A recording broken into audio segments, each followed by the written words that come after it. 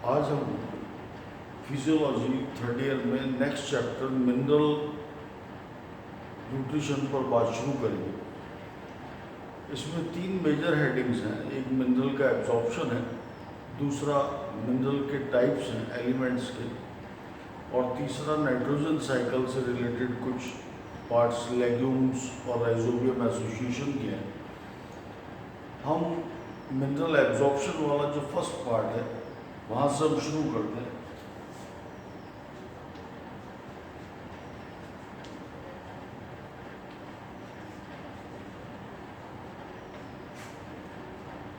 देखिए, जितने मिनरल्स हैं असेंशियल मिनरल्स, वो सारे मिनरल्स एक प्लांट अपनी रूट के थ्रू किस तरह एब्जॉर्ब करता है, इसके मेथड्स वैसे ही हैं जैसे प्लांट वाटर एब्जॉर्प्शन के मेथड्स हैं।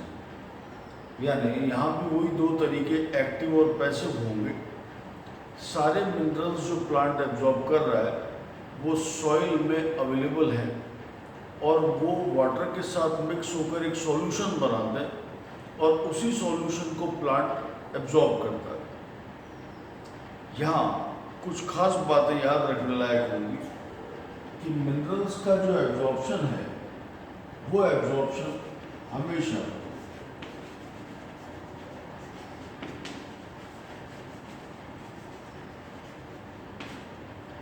एक वेरी डाइल्यूट सॉल्यूशन की फॉर्म में होगा।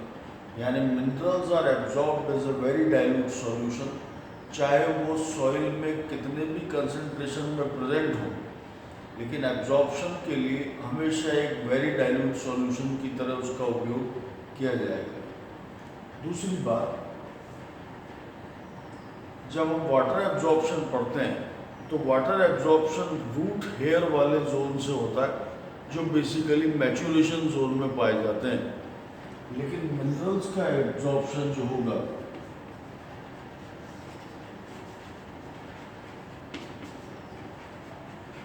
वो रूट के इलोंगेशन जोन से मैक्सिमम होता है। मिनरल्स का एब्जॉर्प्शन रूट के इलोंगेशन जोन से मैक्सिमम होता है, जबकि वाटर का एब्जॉर्प्शन हमेशा मैच्योरेशन जोन से ज़्यादा होता है जहाँ पर रूट हेयर्स पाए जाते हैं। जैसा हमने कहा, मिनरल्स एब्जॉर्ब करने के लिए प्लांट के पास दो तरीके होंगे, पैसिव और एक्टिव मेथड। वाटर एब्जॉर्प्शन में हमने पढ़ा है कि वहाँ पैसिव मेथड ज़्यादा इम्पोर्टेंट था और एक्टिव रेयरली परफॉर्म किया जाता था। यहाँ बिल्कुल उल्टा है। एक्टिव मेथड यहाँ मेजर मेथड होगा और पैसिव यहाँ पर एक माइनर मेथड होगा। हम दोनों मेथड्स ऑफ एब्जॉर्प्शन पर बात करेंगे। फर्स्ट मेथड जो है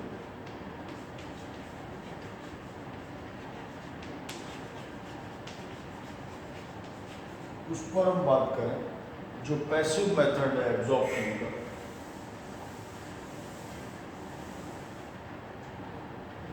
लेकिन पैसिव का मतलब ऑलरेडी हमने देखा है कि पैसिव मेथड हो जाने का मतलब है कि वहाँ पर किसी भी प्रकार का एटीपी उपयोग नहीं होगा। इस मेथड में एक विधि ऑलरेडी जो हम जानते हैं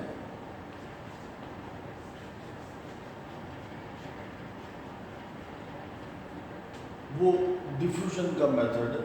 डिफ्यूजन की details, independent diffusion, facilitated diffusion, ये हम पढ़ चुके हैं। दूसरा,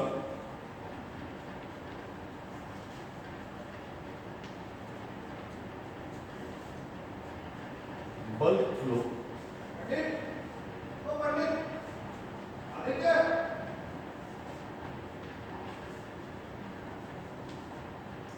यूजिंग ट्रांसपिरेशन पुल। हमने पढ़ा है कि ट्रांसपिरेशन का जब पुलिंग एक्शन अप्लाई होता है डिक्सन एंड जॉली थ्योरी के अकॉर्डिंग, साथ ही साथ कुछ मिनरल्स भी उस पुल एक्शन के कारण अंदर आ जाएंगे और प्लांट में लीफ सरफेस तक ऊपर की ओर चले जाते हैं। तीसरा मेथड जो है वो आयन एक्सचेंज का मेथड है। पर्टिकुलरली कैटायन एक्सचेंज में इस मेथड का ज़्यादा उपयोग किया जाता है। आयन एक्सचेंज की विधि जब यहाँ कैटायन एक्सचेंज में एप्लीकेबल होगी, उसकी दो विधियाँ होंगी। एक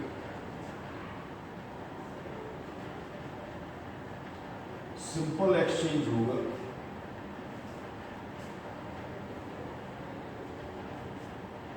जिसे हम कॉन्ट्रैक्ट एक्सचेंज भी कहते हैं। ये एक सिंपल विधि है, आप समझें इस बात को। मान लीजिए ये कोई रूट है और रूट सॉइल में ग्रो कर रहा है। किसी रूट की सरफेस पर सबसे कॉमन फाइंडिंग जो होगी वो फाइंडिंग एच आयंस की होगी। किसी रूट की आउटर सरफेस पर बहुत सारे तरह के आयन चिपके हुए हो सकते हैं, जिनमें common most ion H ions होते हैं। उसी सॉइल में जो सॉइल के पार्टिकल्स हैं, उन सॉइल पार्टिकल्स पर भी कुछ मिनरल्स चिपके हुए पाए जा सकते हैं, उसकी सरफेस एड्जॉर्ब हो सकते हैं। इनमें फॉर एग्जाम्पल हम K+ आयन हैं। पहली बात, इस विधि में कोई ऊर्जा खर्च नहीं हो रही। दूसरी बात, यहाँ पर जो भी एक्सचेंज होगा आयंस का, वो सारा एक्सचेंज सिंपल कॉमन वैलेंसीज के बीच में होता है। यानी वैलेंसी सेम होनी चाहिए, monovalent to monovalent, divalent to divalent, trivalent to trivalent के बीच ही एक्सचेंज होगा। यानी वैलेंसी लेवल अलग होने पर इस तरह का एक्सचेंज नहीं हो सकता। जब ये रूट के कांटेक्ट में ये सॉइल पार्टिकल आने लगता है, तो क्योंकि सेम वैलेंसी के आयंस हैं, तो ये एक दूसरे को रिपेल करेंगे। लेकिन अगर रूट की ग्रोथ के साथ या किसी तरह के एक्सटर्नल फोर्स की वजह से अगर ये दो सिमिलर वैलेंसी चार्जेस पास आने लगते हैं, तो पास आने में इनमें रिपल्जन होगा। और रिपल्जन जब होता है तो मैग्नेट्स की तरह जब सेम पोल्स आमने सामने आते हैं, दे स्टार्ट टू ओसिलेट, वो हिलना शुरू करते हैं। और जब हिलना इतना ज़्यादा हो जाता है तो कई बार वो अपनी ओरिजिनल जगह छोड़ देता है। यानी ये दोनों मिनरल जब पास आकर अपनी जगह छोड़ेंगे, तो there is always a chance कि वो अपनी ओरिजिनल पोजीशन लूज कर दें, K की जगह H आ जाए और H की जगह K चला जाए। ये पॉसिबल है। ये सब कब होगा? जब सिमिलर वैलेंसी चार्जेस आमने सामने आएंगे, पास आने लगते हैं, एंड दे ट्राई टू और दे स्टार्ट टू ओसिलेट। ये जो जगह है इन दोनों के बीच का जो स्पेस है, when they start to oscillate, such a space between them is called oscillation volume. When they start to oscillate, such a volume, such a space between two similar valence ions, when they start to oscillate, the space is said to be oscillation volume. ये पहली विधि है जिसे contact exchange method कहा जाता है ion exchange में। इसी का दूसरा मेथड भी है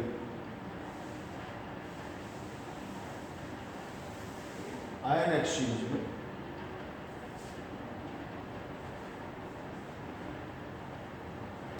जिसे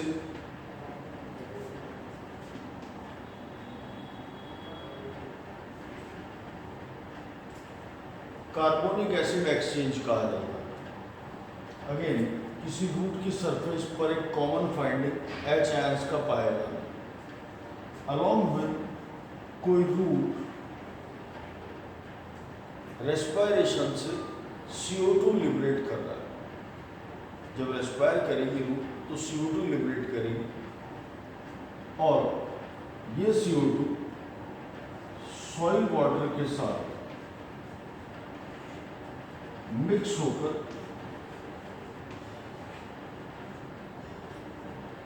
H2CO3 बनाता है। ये H2CO3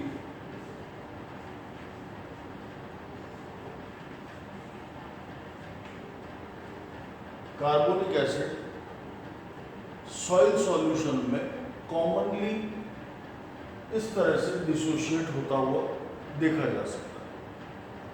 हम इसकी बात करें, ये मान लीजिए सॉइल का कोई पार्टिकल है और उस सॉइल पार्टिकल के कांटेक्ट में कोई आयन है, जैसा हमने पिछले केस में भी देखा था कि सॉइल पार्टिकल के कांटेक्ट में कोई आयन लगा हुआ है। बस फर्क क्या है, पिछले केस में वो रूट के डायरेक्ट कांटेक्ट में था, अभी वो आयन दूर किसी सॉइल पार्टिकल पर चिपका हुआ है। ये कार्बोनिक एसिड का डिसोशिएटेड फॉर्म इस के आयन को ले लेगा और एक अनस्टेबल कॉम्प्लेक्स बना लेता है, लाइक दिस। ये यहाँ से आया, के आयन को लिया, एक अनस्टेबल कॉम्प्लेक्स बनाया।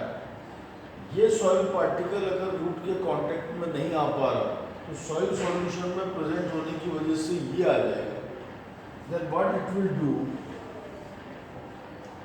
ये जब इसके कांटेक्ट में आएगा तो ये कॉम्प्लेक्स यहाँ से H ले लेगा और वापस से H2CO3 बना लेगा और क्या है यहाँ पर छोड़ देगा। क्या है इस सरफेस पर चले जाएंगे और H ions will then be taken to reform H2CO3। ये प्रोसेस सॉइल में रिपीटेडली चलता रहेगा।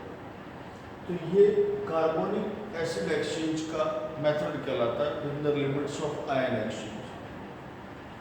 ये 3 विधियों पर हमने बात की, diffusion, bulk flow using transpiration pool, तीसरा आयन एक्सचेंज जिसकी 2 विधियों पर हमने बात की, वन इज कॉन्टैक्ट और simple exchange, the other is carbonic acid exchange.